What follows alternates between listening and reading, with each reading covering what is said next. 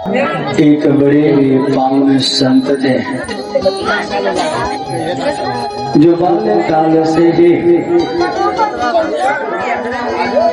राधा रानी की बड़े प्रेम से भजन किया करते थे और उन्होंने अपना पूरा जीवन ही राधा जी के चरणों में समर्पण कर दिया। ऐसे में बाल्यकाल से राधा रानी को भजते भजते भजते भजते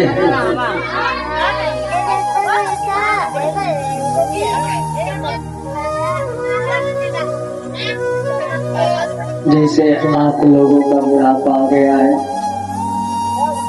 तो आप लोगों का बुढ़ापा आया है संसार के कार्य को करते करते, और उनका बुढ़ापा आया राधा रानी को भजते भजते।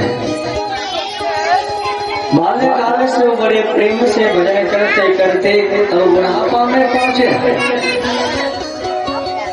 तो एक दिन वो राधा रानी के दर्शन करने के लिए गए, और जब राधा रानी के दर्शन को हो गए करने के लिए, तो राधा रानी के श्रृंगार को देखा, उनके चुनरी को देखा, तो उनके हृदय में ये भाव उत्पन्न हुआ कि बाल्यकाल से लेकर बुढ़ापा तक मैं भजन करते हुए चला आ रहा हूँ, परंतु आज तक मैंने कभी भी अपने राधा रानी के लिए कोई वस्त्र नहीं बनाया। उनके श्रृंगार को देख करके इनका हृदय बार बार कचोटता है कि एक ही बार सही, परंतु राधा रानी के लिए वस्त्र बना करके मैं लाऊं। ऐसा भाव इनके हृदय में बार बार उत्पन्न होता है, इनको प्रेरित करता है।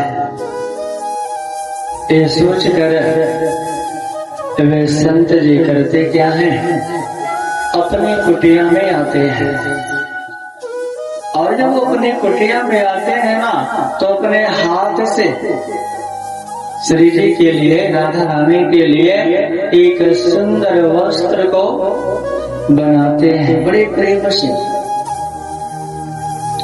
बनाते हुए विचार करते हैं कि राधा रानी के लिए तो बड़े बड़े सेठ महाशय बहुत सुंदर सुंदर वस्त्र लेकर के आते हैं,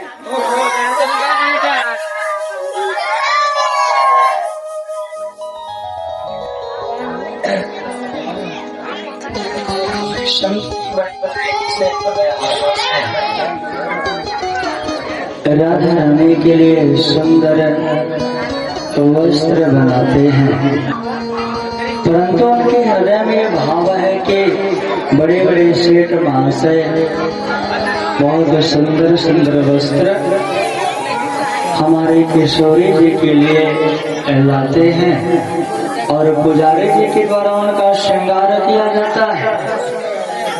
तो क्या वो हमारे हाथों से बने हुए वस्त्र को धारण करेंगे? भाव देखिए, प्रभु की कृपा ऐसी है कि भक्त के भीतर जो भाव उत्पन्न होता है और भगवान उसको पूर्ण करने के लिए कौन से कृपा करते हैं।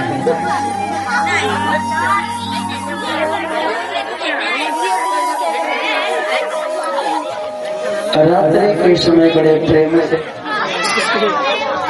अपने हाथों से, और प्रातःकालीन अपने हाथ में लेकर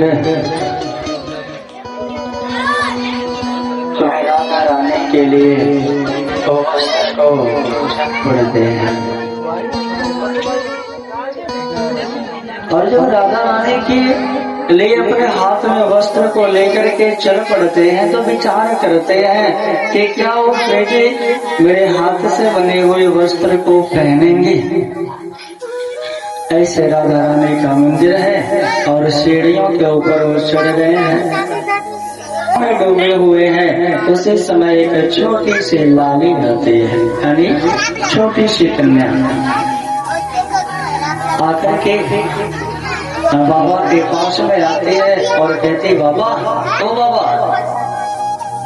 कहते हैं हाँ। बोले कि आप ये हाथ में क्या लेकर के जा रहे हो? तो बाबा कहते हैं कि मैं श्री जी के लिए वस्त्र लेकर के जा रहा हूँ। तो लाली के हाथ को पकड़ लेते हैं और कहते हैं बाबा तो एक बात मानेगो? तो बाबा कहते हैं हाँ बोलो। कहते हैं बाबा तो दूसरा वस्त्र दूसरे दिन बना करके दे दियो, तारा ये वस्त्र माने बहुत प्यारा लगे, बहुत सुंदर वस्त्र है, तो तुम मुझे पहनने के लिए दे देना। अब वो क्या करे, बार बार लाली से कह रहे हैं कि देखो आज का वस्त्र मैं अपने श्री जी के लिए लेकर के जा रहा हूँ, किशोरी जी के लिए लेकर जा रहा हूँ। तो लाली तू चिंता ना कर, तो को मैं दूसरे दिन बना के दे दूंगा। परंतु लाली कहाँ माने, उनके हाथों से छोड़ करके लेके भाग जाते हैं। और जब हाथों से छोड़ करके लेके भाग जाती हैं, अब तो बाबा सीढ़ियों पे बैठे बैठे रो रहे हैं, मेरी किस्मत ही खराब है, शायद मेरे हाथों से बना हुआ वस्त्र किशोरी जी आपको भाता नहीं है। मेरी किस्मत ही फूटी है, जो मैं आपको कुछ भी अर्पण करना चाह रहा हूँ सो नहीं हो पा रहा है। मेरे में ही कोई न कोई कमी है। अपने सर पे हाथ रख करके रो रहे हैं। उसी समय जो मंदिर का कपाट खोला पुजारी के द्वारा, तो देखते क्या है कि आज तो श्री जी स्वयं श्रृंगार करके खड़ी है और बहुत ही सुंदर वस्त्र धारण की हुई, बहुत प्यारा लग रहा है। ऐसे में जब अन्य श्रद्धालु जन वहाँ पे पहुँचे और पुजारी कहते हैं कि आज तो इन्होंने अपने से श्रृंगार कर रखा है, हमने तो इनका श्रृंगार किया ही नहीं है और बड़ी प्यारी लग रही है। ऐसे में श्रद्धालुओं की होड़ लग जाती है श्री जी के स्वरूप को देखने के लिए, परंतु बाबा बैठे बैठे रो रहे हैं। एक व्यक्ति वहां से गुजरते हैं, बोले बाबा तो काहे को रो रही हो? अरे देख तो श्री जी कितना सुंदर लग रही है, कितना प्यारी लग रही है, एक बार तो दर्शन करवे। ऐसे में बाबा कहते हैं कि काहे को मैं दर्शन करो? अरे आज तो मैं उनको वस्त्र पहनाने के लिए लेकर के जा रहा था, परंतु लाली ने मेरे हाथ से छोड़ करके वस्त्र कहीं लेकर के चले गई।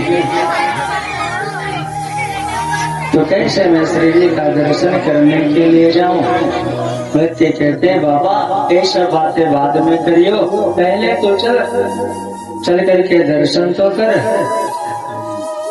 अवस्था उनके बुढ़ापे की है और उस अवस्था में उठ कर तो सीढ़ियों से होते हुए जो मंदिर के द्वार पे जाते हैं तो देखते क्या है कि जिस वस्त्र को उन्होंने रात्रि के समय बड़े प्रेम से श्री जी के लिए बनाया, वही वस्त्र को पहन करके वो श्री जी वहाँ पे खड़ी है।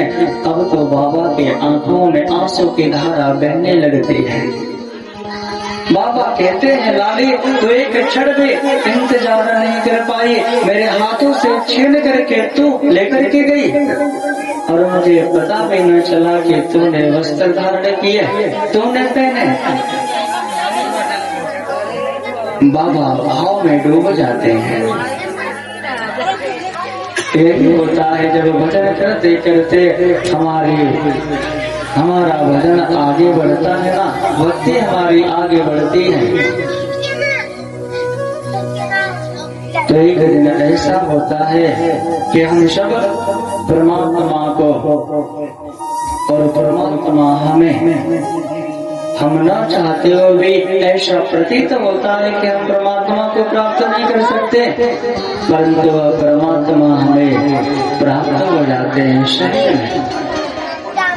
कोई भाव आज बाबा के साथ में हुआ, जिन्होंने भजन के माध्यम से संसार को संबोधन कर एक प्रेरणा दी कि देखो, यदि भाव हमारे हृदय में सच्चा है तो वह परमात्मा हर परिस्थिति में आपको स्वीकार करता है, हर परिस्थिति में वह आपको अपना मानता है। परंतु भाव यदि हमारा सच्चा है तो यदि हमारे हृदय में परमात्मा के लिए कपट है तो हम कदापि उनको प्राप्त नहीं कर सकते, क्योंकि इस विषय में कहा गया है कि अंदर नाहि निर्मल फेर फेर नहावे बाहिर, कर दिखाई कोट बेर पर तो ही ना मिलियो करतार।